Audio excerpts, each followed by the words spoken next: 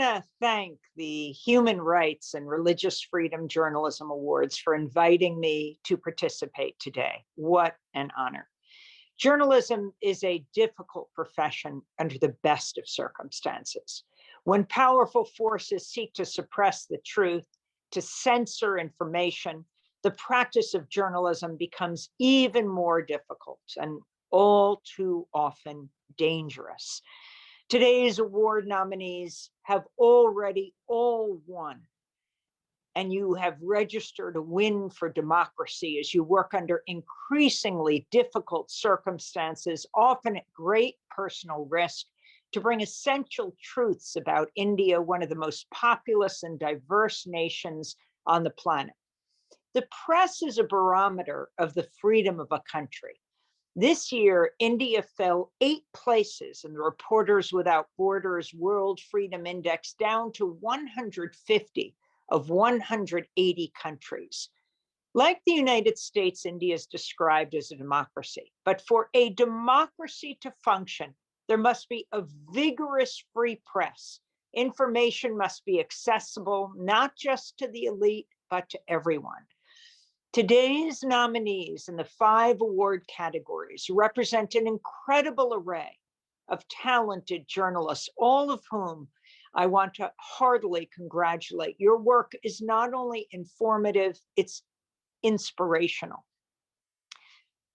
Those who care about war and peace, about the climate crisis, about equality, those who care about democracy, are not a fringe minority, not even a silent majority, but the silenced majority, silenced all too often by corporate media, by governments.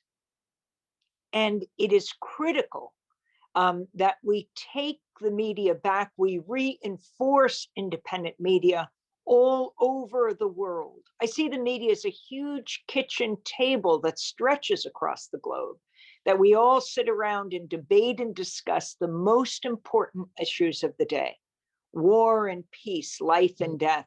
And anything less than that is a disservice to a democratic society. In recent years, in the United States, in India, and elsewhere, we see a disturbing trend towards authoritarianism. Would-be autocrats rely on 2 key factors to gain control: control of the media and a vulnerable population to attack, to marginalize, to stereotype, to blame. I'm speaking to you on Juneteenth, right? Today, that is the awards ceremony. Juneteenth is the newest federal holiday in the United States in 40 years since Martin Luther King's birthday. Juneteenth, that's June 19th, 1865, when enslaved people in Galveston, Texas, learned 2 years after the Emancipation Proclamation that they were free.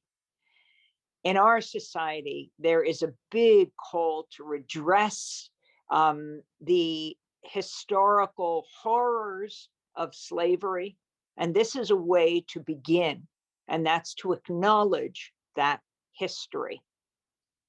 It makes me think about Emmett Till, back to journalism, and what Emmett Till's mother did. Emmett Till was a 14-year-old boy, African-American. His mother, Mamie Till, sent him to be with his cousins in the summer in 1955. And he was attacked by a white mob. He was lynched, and he ended up in the bottom of the Tallahatchie River. When his body was sent back to Chicago for the funeral, Mamie Till, his mother, did something incredibly brave. She said she wanted his casket open for the funeral to show the brutality of bigotry, to show the reality of racism. And so thousands of people walked by his casket and saw. And then Jet Magazine, an African-American publication, showed the photographs. That's what you're doing when you show the realities of what's happening in India and Kashmir today. You're daring to show the images. In Emmett Till's case, it changed America. That image of Emmett Till's distended, brutalized head was seared in the consciousness and history of the people of the United States. When you report honestly, that's when you change the world. And I wanted to end back in World War II, go back to the White Rose Collective.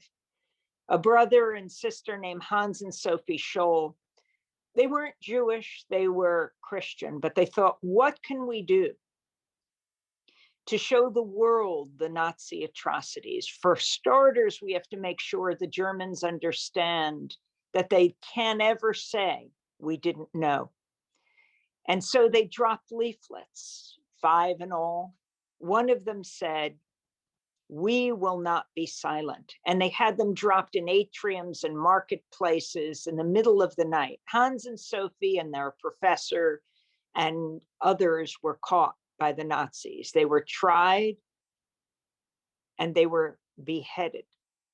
But that motto should be the Hippocratic Oath, not only of journalists today, but of everyone. We will not be silent. Democracy Now!